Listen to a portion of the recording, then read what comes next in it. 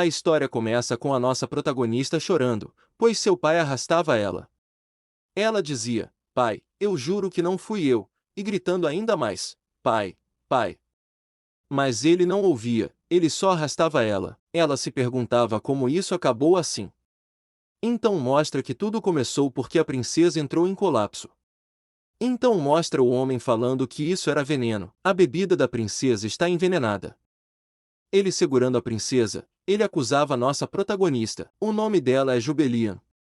Ele dizia: "Então você decidiu matar a princesa". Ela falava que não, não foi ela. Ela continuava falando: "Por favor, acredita em mim, Mikhail". A princesa disse que estava com sede, então eu só, mas então ela foi interrompida. Ele falava: "Chega dessa farsa, foi porque eu a deixei do lado de Sua Alteza". Ela ouvindo isso só dizia: "Mikhail". Os convidados do palácio ouvindo isso falavam que isso foi ciúme. A Lady Jubelian é definitivamente o tipo de pessoa que faria tal coisa. Diziam que ela nunca superou a sua separação com o filho do marquês e começou a assediar qualquer mulher que tentasse se aproximar dele. Então é por isso que até a princesa foi envenenada. Nossa protagonista, ouvindo tudo isso, chorava. Nos seus pensamentos, ela falava: "Admito que odiava a princesa por ter roubado Mikhail, mas eu juro que nunca quis que ela morresse".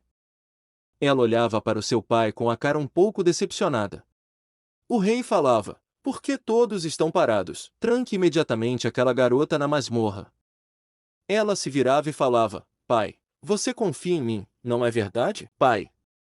Mas seu pai não estava nem aí para ela. Ele se virava e falava: "Me permita, Vossa Majestade".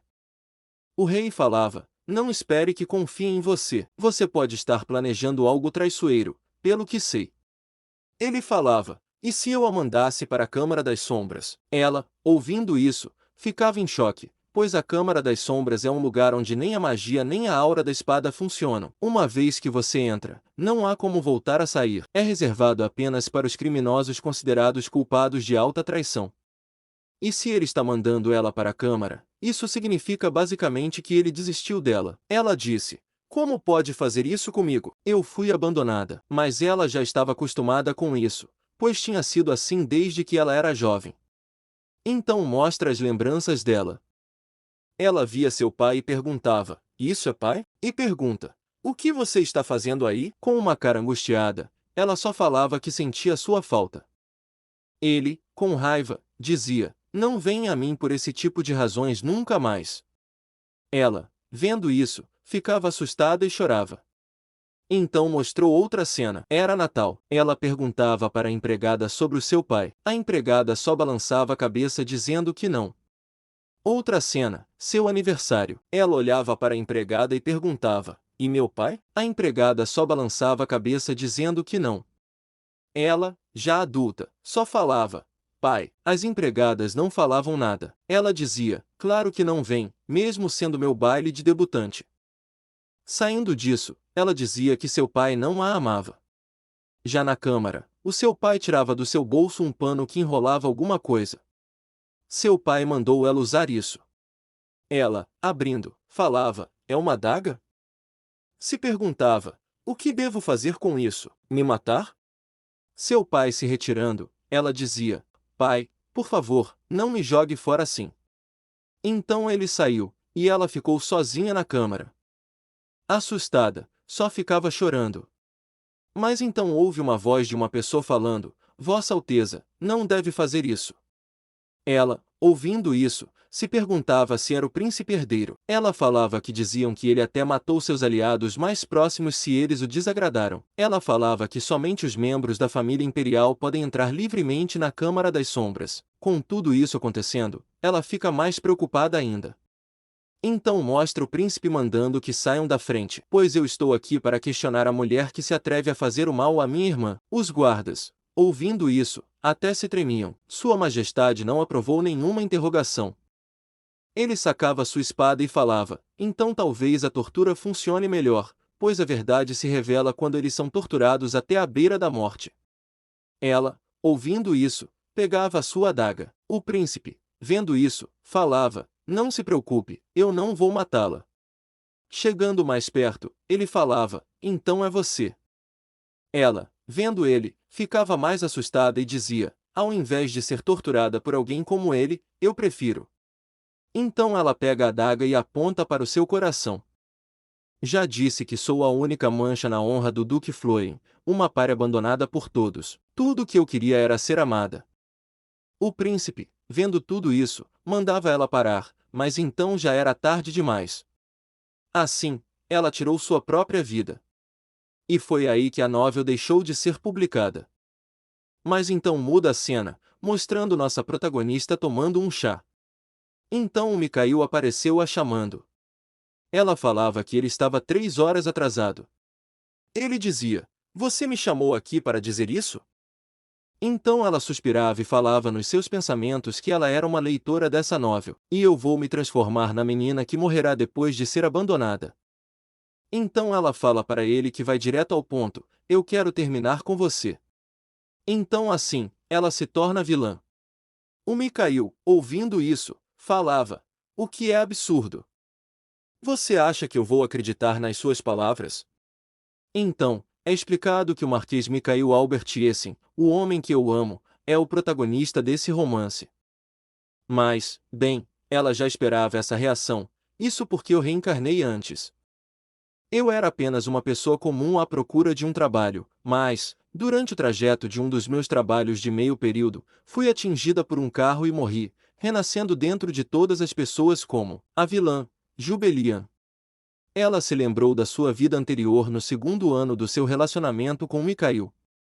Quando ela tomava chá, Mikhail dava um olhar de penitência nela. Ao mesmo tempo, ela pensava que foi muito fiel na novel original. Então, ela lembrava de tudo o que fez, ameaçava as empregadas, e também ameaçava os nobres dizendo que ela era filha de um marquês. E você é a filha de um relés barão, então você deveria saber se colocar em seu lugar. Também humilhava essas pessoas. Ela atacava qualquer uma que se aproximasse do Mikhail, pois ele foi a única pessoa que ofereceu sua mão na época em que ela estava sozinha e não era amada pelo pai. Esse foi um pouco de atenção que ele me deu, então me tornei uma pessoa cegamente obcecada por ele e abusei desse afeto para preencher o vazio que sentia.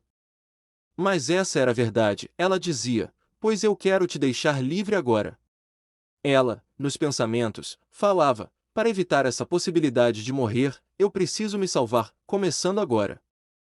E continuava falando para ele: se você não quiser acreditar em mim, não acredite, mas eu disse claramente que estou rompendo com você agora. O Mikhail, se retirando, falava: então, eu vou acreditar em você dessa vez. Mas, então, ele bateu na mesa e falou: nunca mais apareça na minha frente outra vez.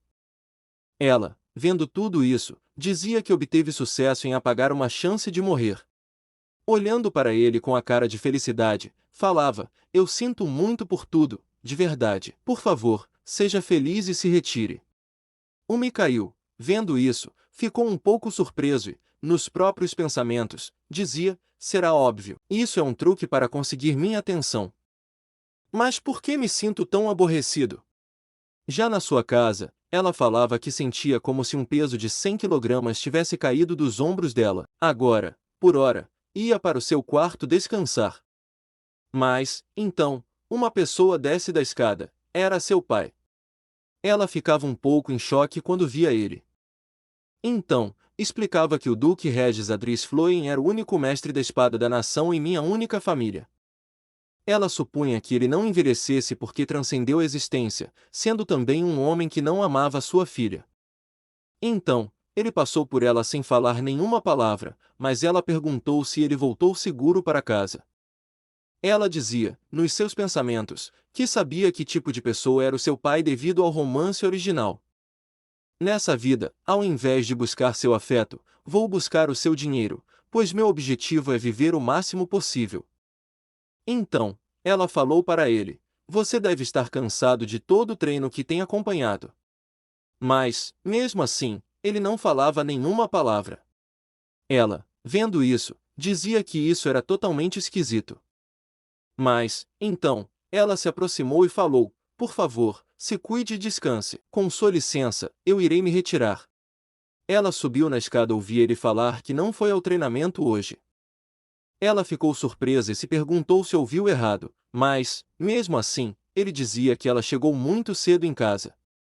Ela, vendo tudo isso, dizia que a reação era plausível, já que a minha eu do passado geralmente estaria stalkeando Mikhail para descobrir por que ele estava atrasado, por isso ele sempre chegava tarde em casa.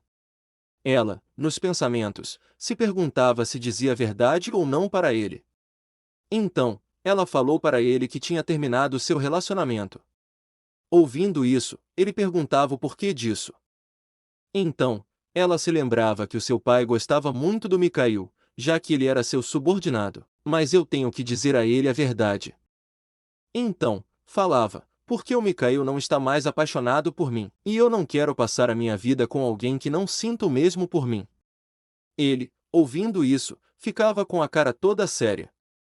Ela, no seu pensamento, falava que ele estava pensando seriamente em ter o Mikhail como um genro, pois, afinal, ele só tem uma filha. Então, a questão da herança é algo preocupante.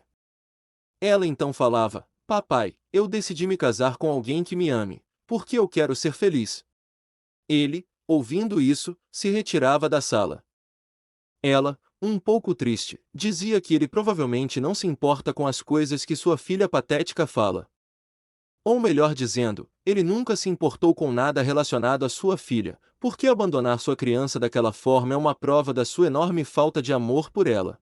A protagonista, vendo seu pai indo embora sem dizer nada, então ela falou que por favor, continue me abandonando como você fez antes para que eu possa viver uma longa vida.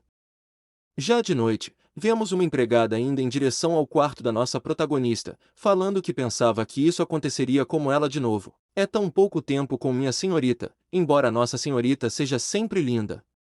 Quando ela está triste, começa a jogar tudo que está próximo dela e fica destruindo tudo ao seu redor. Mas hoje é o dia em que ela e o Marquês romperam. Ela realmente não tem mais nada e torcia para que nada de ruim tenha acontecido. A empregada bate na porta, dizendo que o banho já está pronto. Então, ela abriu a porta e viu nossa protagonista chorando. A nossa protagonista, surpresa, fala: Esperar? Ela viu isso. A empregada pergunta se ela está bem. Ela, disfarçando, falava que deveria apenas ter pintado o rosto, que foi por causa de um pequeno bocejo, e pede desculpas, dizendo que atualmente se sentia muito cansada e tomaria o banho só amanhã.